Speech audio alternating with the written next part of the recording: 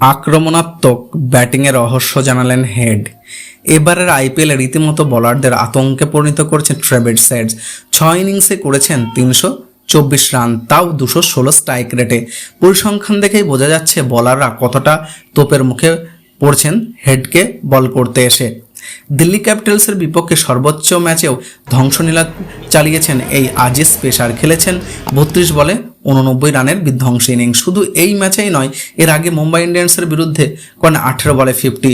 সেই ম্যাচে তার ব্যাট থেকে এসেছিল 24 বলে 62 রানের ইনিংস, করেন 39 বলে সেঞ্চুরি।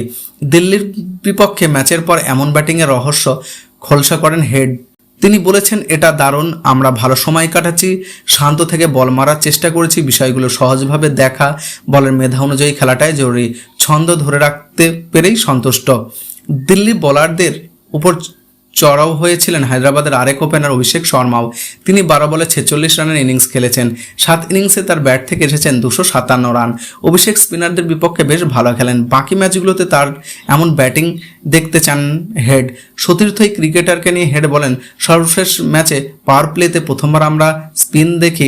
অভিষেক ততটা স্পিনারদের বিপক্ষে আক্রমণাত্মক দেখিয়েছে। আমরা স্পিনের বিপক্ষে ওর কাজটা করে দিতে চাই। ওর কাজটা আজও কাল হয়ে রয়েছে। গত বিশ্বকাপ থেকেই দারুণ ছন্দে রয়েছেন হেড।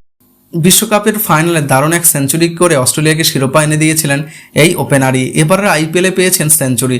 নিজের এমন ফর্ম নিয়ে হেড বলেন, 2 বছর কঠোর পরিশ্রমের পর সফলতা আসছে।